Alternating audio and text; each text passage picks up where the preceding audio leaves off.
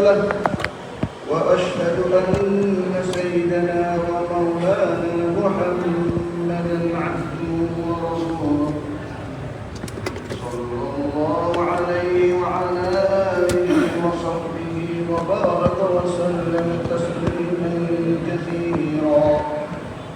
أما بعد فأعوذ بالله من الشيطان الرجيم.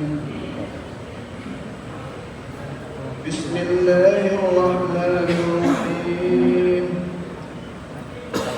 إنا عرضنا الأمانة على السماوات والأرض والجبال فأبين أن يحملنها وحملها الإنسان إنه كان جهولا ظلوما. صدق الله. Hadirin bapak saudara yang dimuliakan Allah Subhanahu wa taala. Kesempurnaan hanya milik Allah.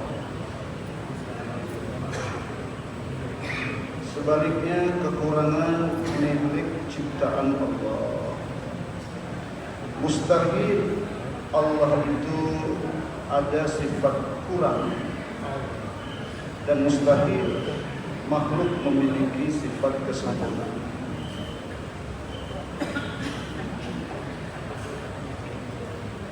Allah Subhanahu wa taala menciptakan manusia, dan Allah Subhanahu wa taala jugalah yang meletakkan sifat pada diri manusia, yang meletakkan muatan pada manusia.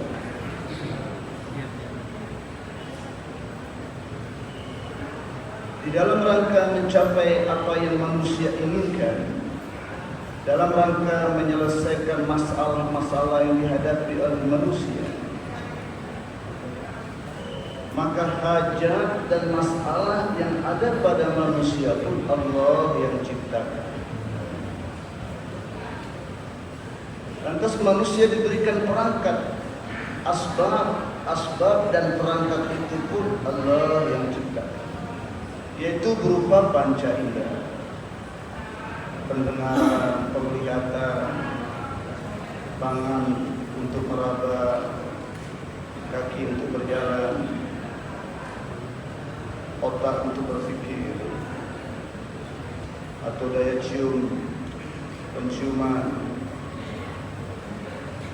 Semua 5 panca indera ini tetap pada koridor makhluk, yaitu penglihatan yang terbatas, pendengaran yang terbatas, ucapan yang terbatas, daya cium yang terbatas.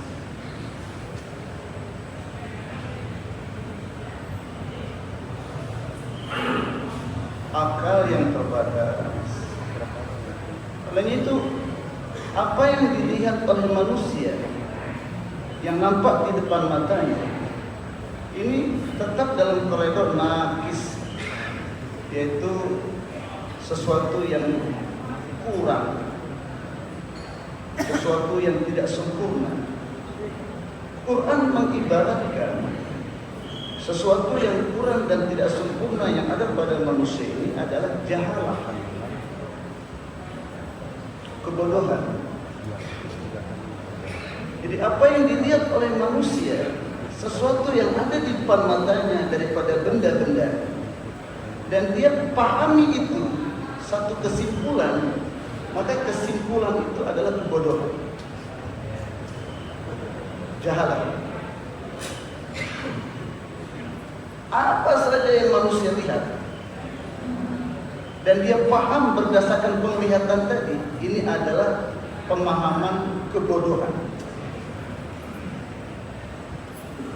Manusia sebatas manusia, dia wajar memahami seperti itu, karena perangkat yang diberikan oleh Allah kepada dia sebatas itu. Ajab Maulana Yusuf rahmatullah memberikan satu gambaran, kalau janin di dalam perut ibu dipasang selang, satu perumpamaan ditakrib untuk memudahkan kepahaman. Ditanya, siapa ibumu? Yang dia lihat adalah plasenta. Dia akan jawab, ibu saya plasenta. Karena janin yang dia lihat adalah di depan matanya plasenta. Dan dia akan menjawab kalau ditanya, siapa yang kasih makan kamu? Dia bilang plasenta. Karena itu yang dia lihat. Allah dengan kudratnya keluarkan janin dari alam perut ibu kepada alam dunia.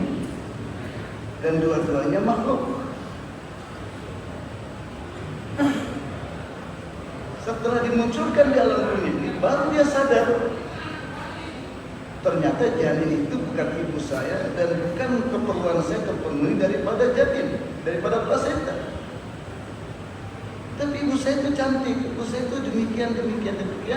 Setelah dia keluar dari alam rahim itu. Walillahi matsalul a'la. Allah Ta'ala memiliki permisalan yang lebih tinggi dari itu.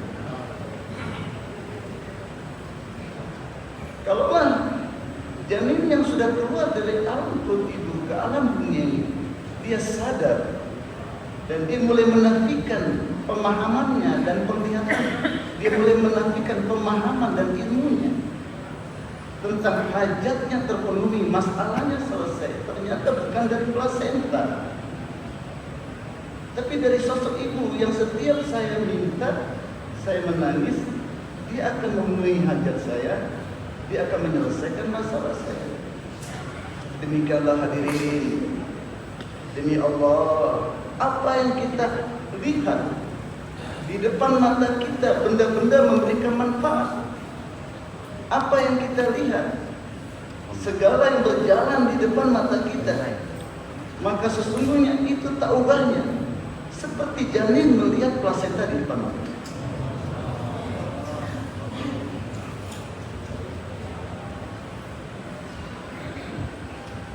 Padahal manusia diberikan amanat, dan sebelumnya alam ini diberikan amanat. Gunung diberikan amanat, bumi diberikan amanat, gunung-gunung diberikan amanat, yang notabene penciptaannya lebih besar daripada penciptaan manusia dari segi fisik. La khalqus samawati wal ardi akbar. Sungguh penciptaan langit dan bumi ini secara fisikal dia lebih besar daripada fisik manusia. Ya.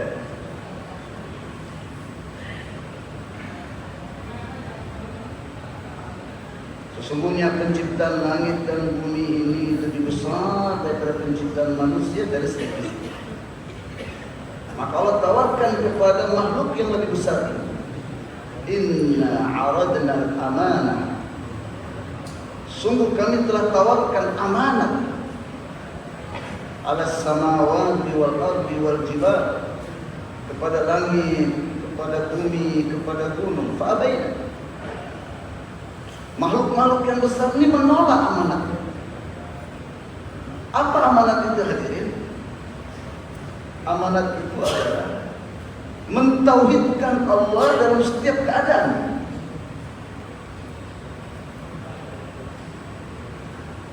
Berkata Allah dalam setiap saat dan keadaan, dalam setiap situasi dan kondisi, tidak bergeser kepada selain Allah.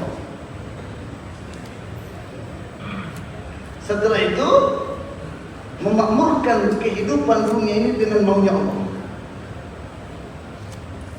Langit, bumi, dan gunung tidak mendapatkan awamir syar'i. Mereka ghairu mukallaf kepada awamir syar'i. Mereka mukallaf hanya awamir takwin. Olehnya itu mereka menolak. Memang mereka diciptakan bukan untuk mengemban amanat syar'i. Wa hamalah al-insan. Tapi manusia mengemban amanat ini, manusia menerima amanat ini. Dan mengemban amanat ini adalah amru takwini. Tapi amanat yang diberikan kepada manusia amru syar'i. Jangan sampai ada di dunia ini manusia yang tidak kenal Allah.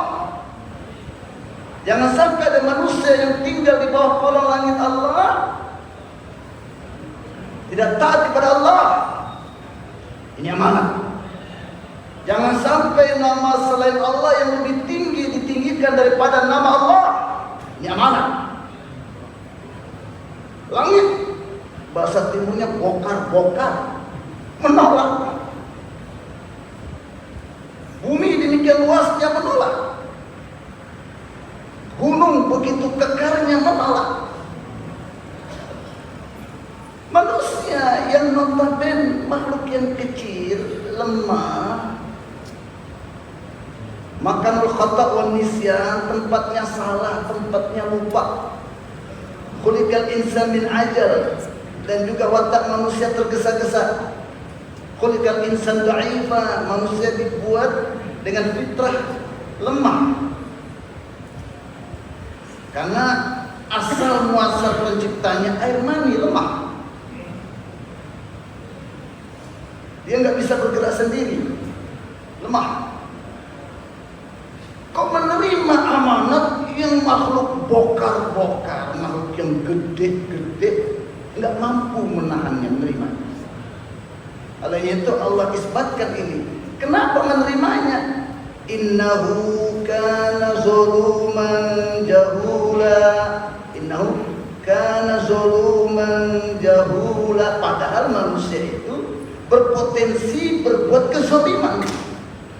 Hidup amanat harusnya digunakan supaya kenal Allah.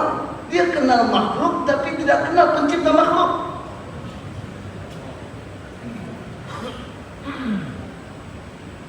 Dia berpotensi untuk mengangkat nama selain Allah dan dia rendahkan nama Allah.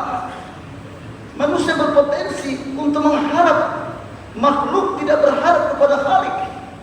Manusia ada potensi untuk bersandar kepada makhluk yang lemah, tidak bersandar kepada Khalik yang kuat. Manusia ada potensi untuk terkesan kepada makhluk yang tidak berbuat apa-apa dan justru tidak terkesan kepada Khalik yang di tangannya lah segala-galanya. Di sinilah Allah katakan innahu kana zaluman jahula. Potensi ada pada diri manusia untuk berbuat kezaliman. Az-zulmu wad'u syai' fi ghairi mahallih. Meletakkan sesuatu tidak pada tempatnya. Hidup ini amanat untuk mengikuti maunya Allah, tapi digunakan mengikuti maunya sendiri, zalim. Hidup ini amanat yang seharusnya digunakan untuk menghidupkan agama, tapi dia gunakan untuk menghidupkan kompornya dan rela matinya agama, zalim.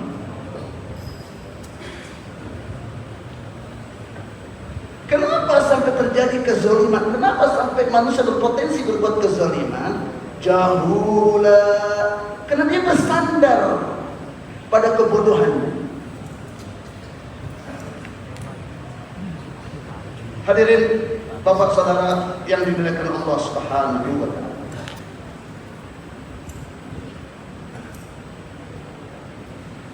Sekali lagi, apa yang kita lihat di depan mata kita ada manfaat keluar daripada benda yang kita lihat di sebelah kiri, timbul kesimpulan dan kita menyimpulkan dengan akal kita apa yang kita lihat tadi di depan mata, bahwa benda ini memberikan manfaat, bahwa pekerjaan ini mendatangkan duit dan duit ini mendatangkan barang.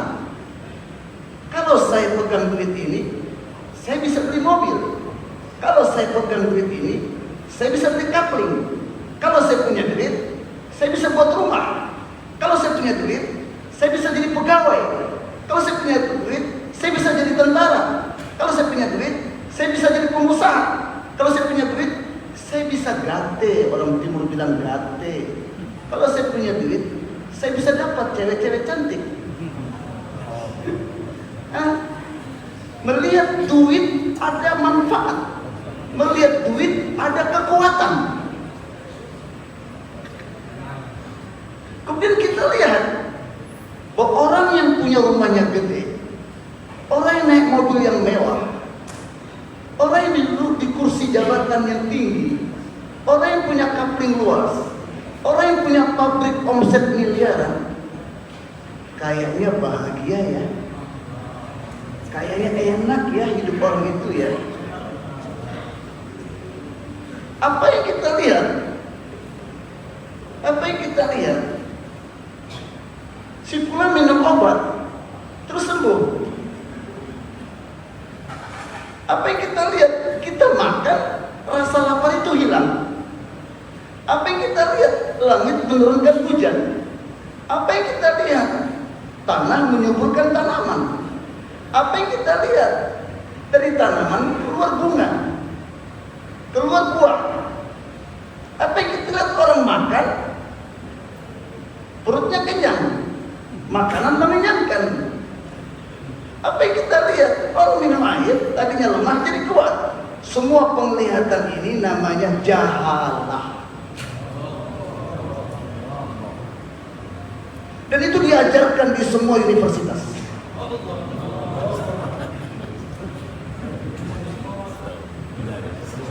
Dan yang anehnya yang dapat gelar dari situ bangga dengan jahalannya itu tadi.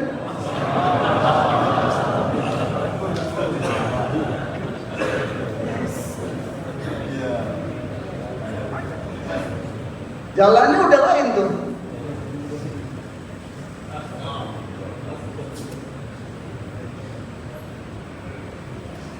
Dan salah satu penyakit yang terjadi pada orang yang kalah, dia mengira bahwa kekalahan terjadi karena senjata kita kurang. Kenapa senjata kita kurang? Dan kadaluarsa. Musuh menang karena senjatanya banyak dan teknologinya tinggi. Dan kebiasaan musuh yang menang mempropagandakan kamu itu kalah karena senjata kamu sedikit dan upscale. Kamu punya cuma bambu runcing, kami punya basoka dan. Kalau kamu ingin berjaya, kamu harus belajar kebudayaan kami. Kamu bodoh, kami pintar. Datanglah ke negeri kami belajar. Dari sini umat meninggalkan Quran. A'udzu billahi minasy syaithanir rajim. Wa qala ar-rasul ya rabbi inna qaumi ittakhadhu hadzal Qur'an mahjura. Rasul pun risau. Ya Allah, umatku melempar Al-Quran.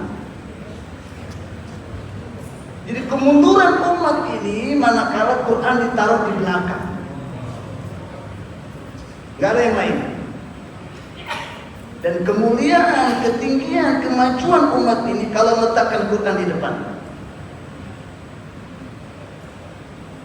Ja'alna bainaka wa bainal ladzina la yu'minuna bil akhirati hijaban mastura.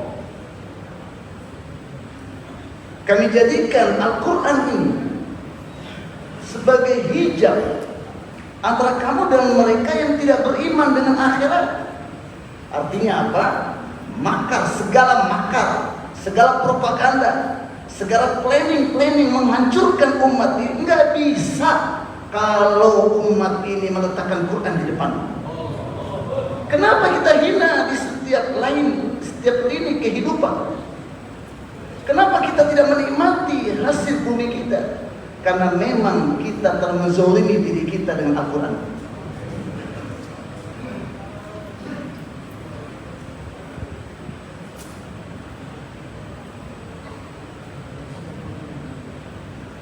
Jahase nafa ota huwa nazar arihi wahase nafa nihimirah.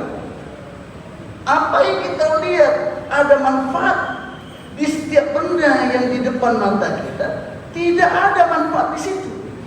Kalau kita masih menganggap manfaat, bodoh kita, bodoh.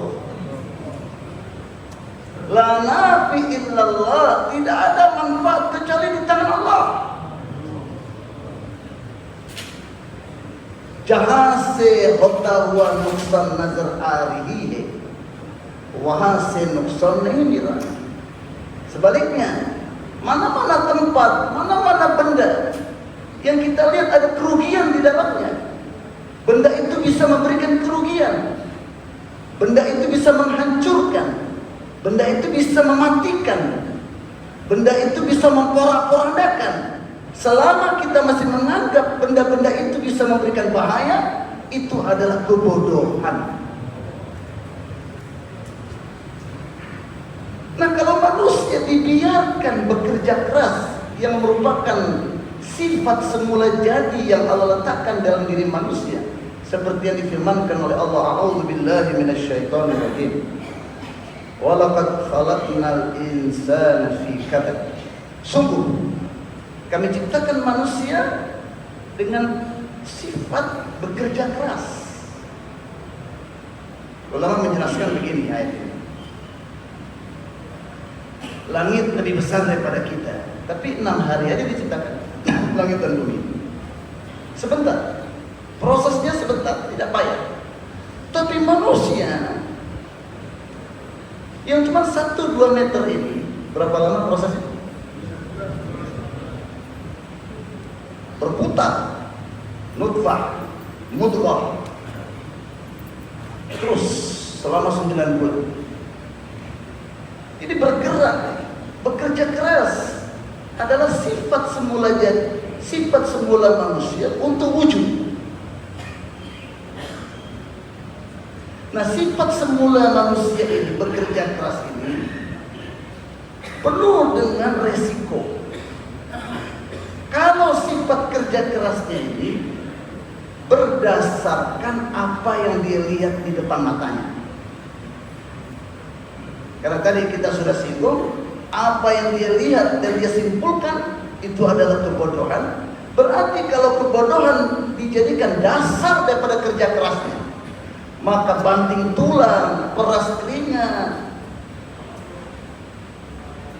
banting tulang, peras keringatnya, ingin mencapai kemuliaan yang dia dapat di kehinaan. Banting tulang dan peras keringat untuk mendapatkan keuntungan, tapi justru yang dia dapat adalah kerugian. Banting tulang dan peras keringat yang dia inginkan mendapatkan ketinggian, justru dia mendapatkan kehinaan dan kerendahan. Bahkan Maulana Yusuf rahmatullahi mengatakan, kerja manusia kalau penuh dengan resiko. Kalau sifat kerja kerasnya ini berdasarkan apa yang dia lihat di depan matanya. Karena tadi kita sudah singgung, apa yang dia lihat dan dia simpulkan itu adalah kebodohan. Berarti kalau kebodohan dijadikan dasar daripada kerja kerasnya, maka banting tulang, peras keringat, banting tulang, peras keringatnya, ingin mencapai kemuliaan yang dia dapat di kehinaan. Banting tulang dan peras keringat untuk mendapatkan keuntungan, tapi justru yang dia dapat adalah kerugian. Banting tulang dan peras keringat yang dia inginkan mendapatkan ketinggian, justru dia mendapatkan kehinaan dan kerendahan. Bahkan Maulana Yusuf rahmatullahi mengatakan, kerja manusia kalau dibiarkan berdasarkan jahalah tadi, maka ujung-ujungnya dia akan gigit jarinya, satu demi satu jarinya terpotong, dan air mata yang keluar habis berubah menjadi air mata darah karena penyesalan. Kenapa dulu saya gunakan potensi kerja keras saya di tempat kebodohan?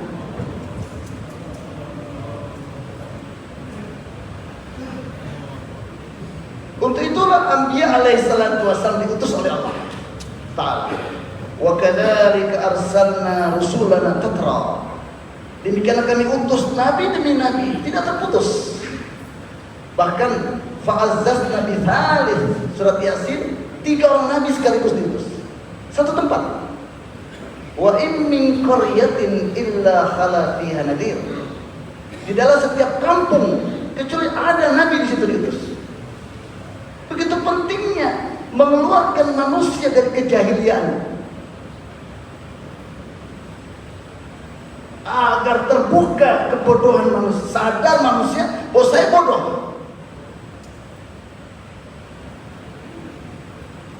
Apapun status keduniaan manusia, gelar yang dia peroleh, dia harus sadar saya bodoh.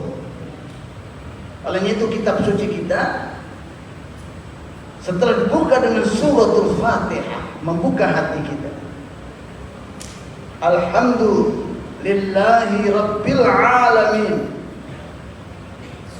Bahwa semua hajat alam ini dan apa yang terkandung di dalamnya, semua masalah alam ini dan apa yang terkandung di dalamnya, semua di tangan penciptanya. Bukan Allah ciptakan alam ini kemudian Allah biarkan berjalan sendiri, tidak. Sebagaimana la khaliq illallah, la malik illallah, la razik illallah, la mutasarrif illallah. Sebagaimana pencipta alam dan kandungannya Allah, tidak ada penciptanya kecuali Allah, begitu juga pemilik alam ini Allah. Sebagaimana pencipta dan pemilik hanya Allah, maka pengatur alam ini pun hanya Allah. Palingnya itu yang layak dipuji yang ngatur. Selain yang ngatur enggak layak dipuji. Alhamdulillahi Rabbil Alamin. Bagaimana Allah ngatur alam ini? Artinya pengaturan itu kita perinci dengan kalimat yang penuhi semua hajat makhluk, yang selesaikan semua masalah di dunia ini, di alam ini, hanya Allah.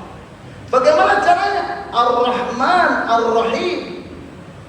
Rahmannya, tajalliyat rahmannya Allah atur dunia ini, tapi Rahim nanti di akhirat.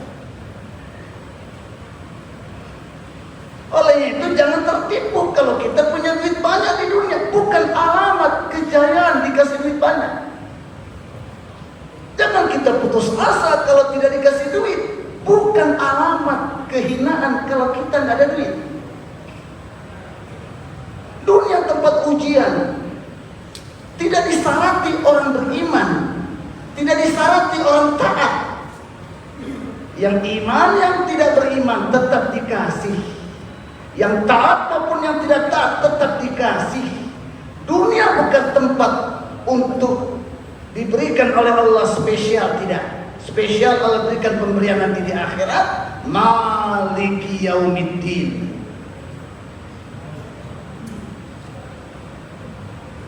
Nah, bagaimana manusia di dunia ini bisa berjaya di dunia dan di akhirat? Di dunia manusia banyak tertipu. Di akhirat berlaku amal, qudratullah berlaku lewat amal di akhirat. Tidak tertutup perkara ini. Tidak ada hubungan akhirat dengan harta. Yaumul la yanfa' mal wala banun. Hari harta dan anak tidak lagi kelihatan manfaatnya. Tapi persoalannya di alam sebelum mati, justru yang kelihatan adalah yang tidak kuat. Allah yang buat segalanya, kita tidak lihat. Duit nggak buat apa-apa, justru yang kelihatan kalau punya duit kita bisa segala-galanya.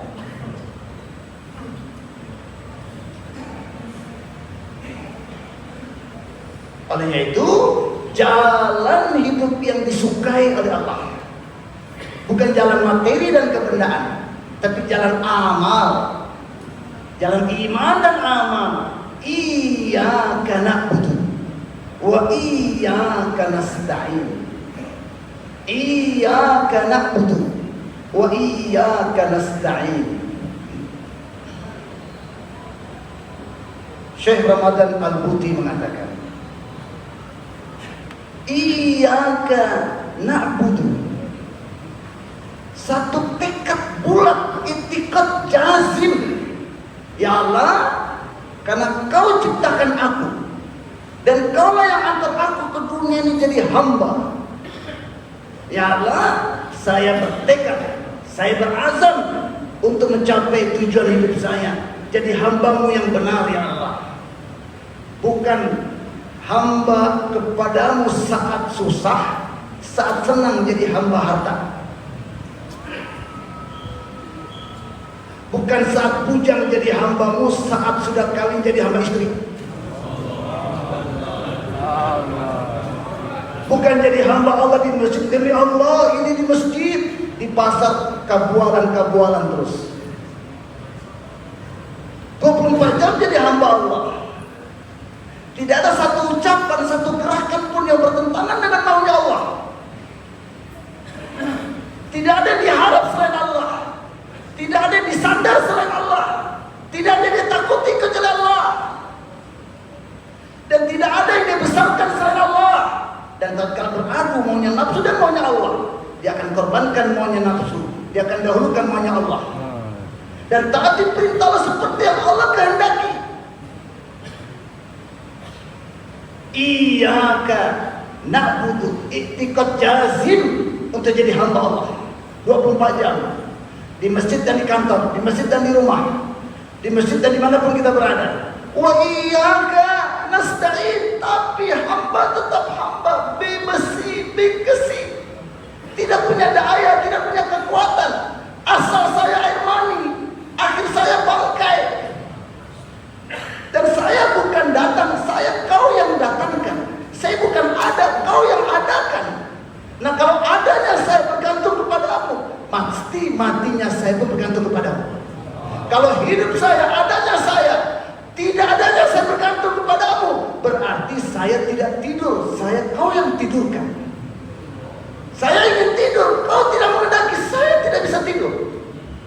Dan berarti saya tidak bangun, kau yang bangunkan. Alhamdulillahilladzi ahyana.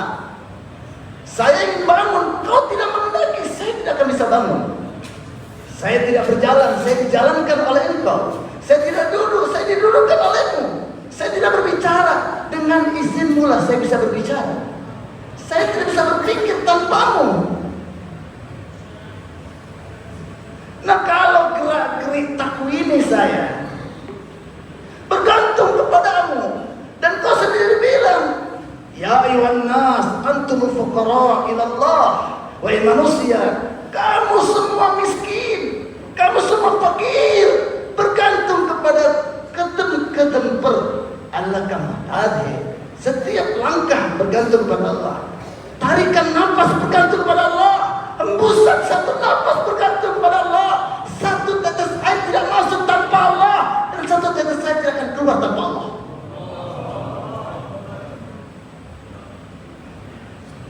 Nah, kalau amrut takwini kita bergantung kepada amrullah, bagaimana mungkin kita bisa bertasbih tanpa Allah? Bagaimana mungkin kita bisa salat tanpa Allah? Bagaimana mungkin kita bisa tahajud tanpa Allah? Bagaimana mungkin kita bisa keluar berdarah 3 hari, 4 hari, 4 bulan tanpa Allah? Bagaimana mungkin kita bisa soba masyai tanpa Allah? Bagaimana mungkin kita bisa kerja makobi tanpa Allah? Bagaimana mungkin kita bisa satu hati tanpa Allah? Lau anfaqta ma fil ardi jami'an ma allafta baina qulubi. Kalau kau gunakan semua harta di dunia, menyatukan suami istri enggak bisa bersatu.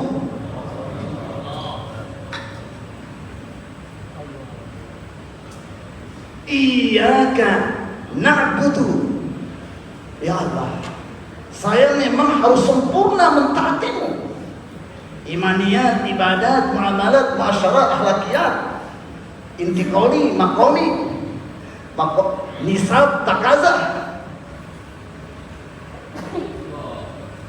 awamiruka yang berhubungan dengan nafsu, awamiruka yang berhubungan dengan abdiyah, awamiruka yang berhubungan dengan khilafah, dan awamir al-muta'alliqah bin niyabah, perintahmu yang berhubungan dengan kedudukan saya yang kau telah tetapkan sebagai umat akhir zaman.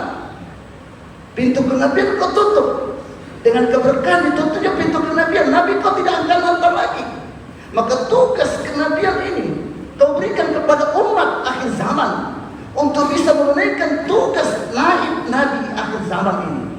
Tidak bisa tanpamu.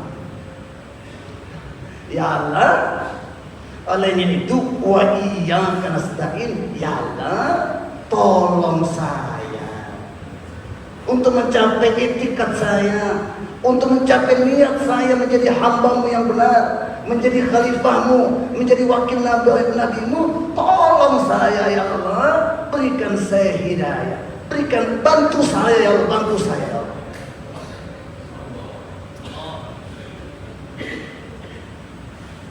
Kata Syekh Ramadan Al-Buti,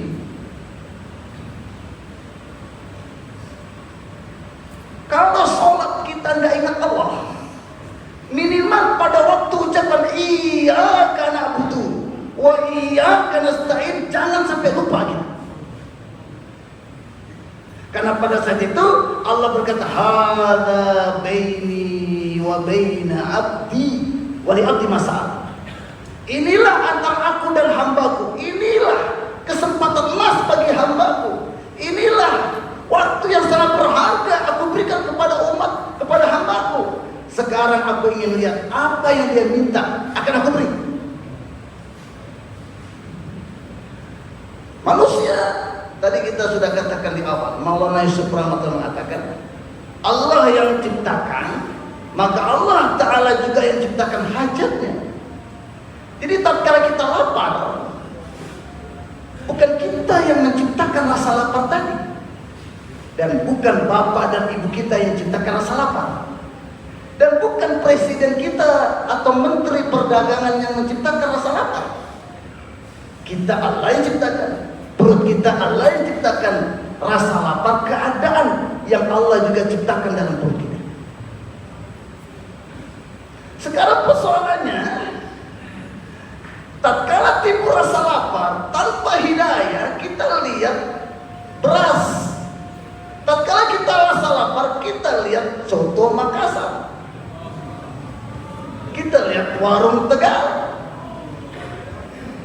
kita lihat warung Minang Sayur.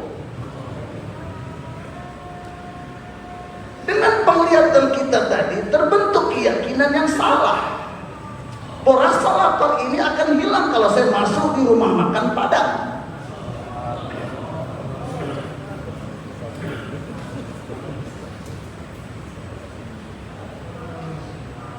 Anbiya alaihi salatu wassalam datang mengatakan, ya qaumi qulu la ilaha illallah.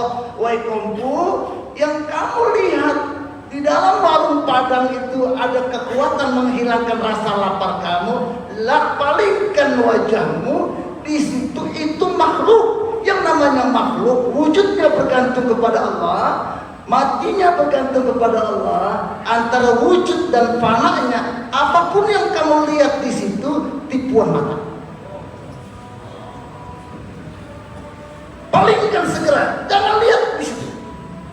La tamuddanna ainaiki, jangan kamu ulurkan pandangan matamu. Orang timur bilang jangan bilolo,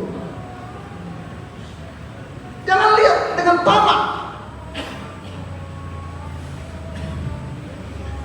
Kerja nabi-nabi dan rasul membuat inkisyaf. Apa itu inkisyaf? Membuka hakikat kebodohan yang dimiliki oleh umat. Olehnya itu, setiap masalah, musibah yang datang pada kaum di dunia ini, kaum tidak pernah menghubungkan masalah itu kepada rusaknya amal, tidak pernah. Kaum menghubungkan kerusakan dan musibah itu karena kekurangan duit, karena kekurangan materi dan kebendaan. Nabi-nabi datang menjelaskan, bukan itu sebabnya. Tapi masalah yang datang dalam kehidupan kamu karena rusaknya amalan kamu, dan rusaknya amalan kamu karena ruh kamu telah berpaling dari Allah kepada selain Allah. Jadi baiknya ruh akan melahirkan baiknya amal akan melahirkan baiknya keadaan. Apapun keadaan yang terjadi dalam kehidupan kamu, tidak ada hubungannya dengan kurangnya duit, tidak adanya duit. Berapa banyak penyakit yang datang dalam kehidupan kamu, tidak ada hubungannya dengan tidak adanya dokter dan tidak adanya obat. Berapa banyak huru hara yang terjadi di kampung tidak adanya polisi, tidak adanya persenjataan. Para Anbiya alaihissalatu wassalam memberikan ilmu yang benar sebagai pengganti daripada kejahilian.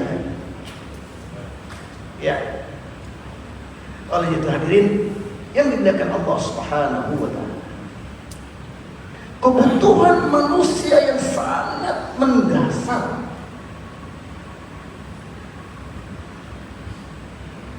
adalah menyempurnakan maksud, bukan menyempurnakan keperluan.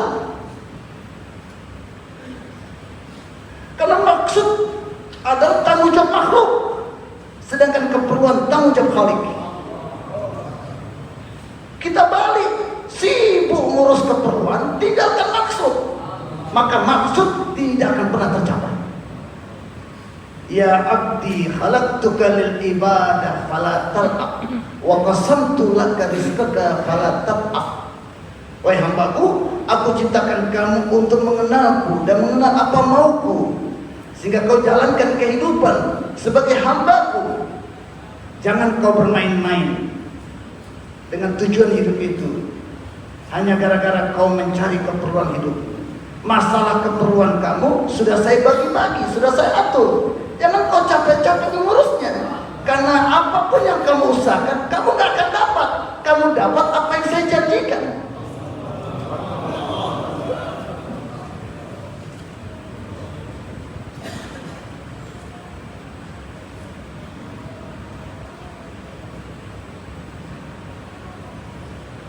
Bapak hadirin, saudaraku yang dimuliakan Allah Subhanahu wa taala,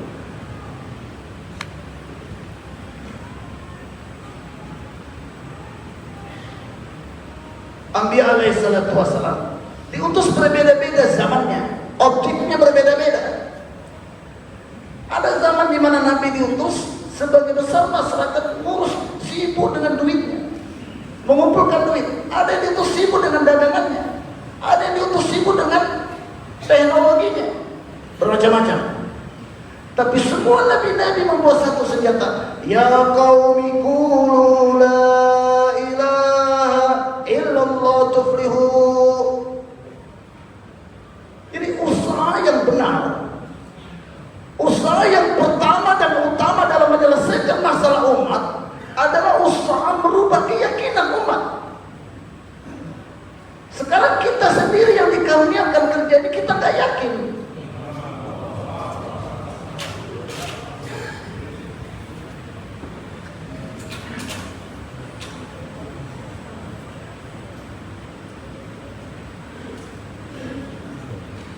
Hadirin Bapak Saudara yang dimuliakan Allah Subhanahu wa taala,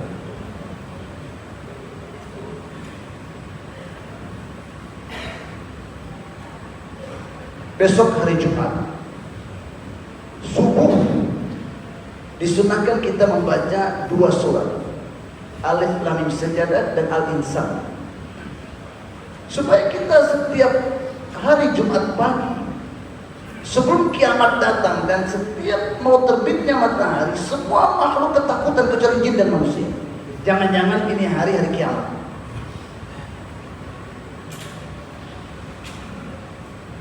Supaya kita menyempurnakan perhambaan kita kepada Allah. Al-Insan, surat Al-Insan, surat Alif Lam Mim Sajadah.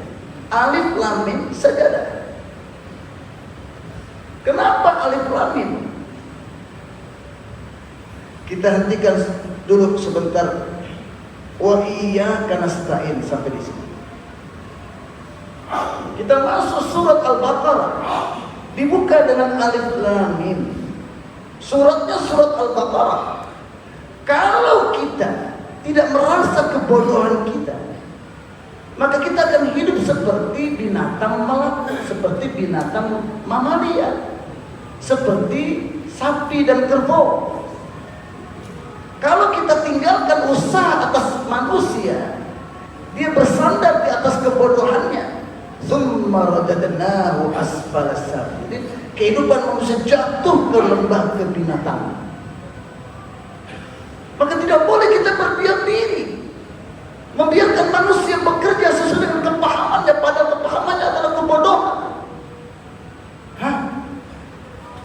Lam taf'alu takun fitnatun fil ardi aw fasad. Kalau kamu tidak bekerja sama berdakwah ini, akan terjadi kerusakan di muka bumi ini. Karena yang namanya binatang dalam menyelesaikan masalahnya dan menyempurnakan keperluannya, seperti binatang mamalia atau burung unggas, kalau dibiarkan dia menjadi binatang buas, yaitu kalau keperluannya tidak terpenuhi kecuali dengan cara merugikan yang lainnya, dia rela merugikan orang lain demi keperluannya terpenuhi. Inilah yang namanya jahalah, kebodohan tadi. Akan timbul kezaliman di belakang kebodohan. Dia rela merugikan yang lainnya demi menguntungkan dirinya.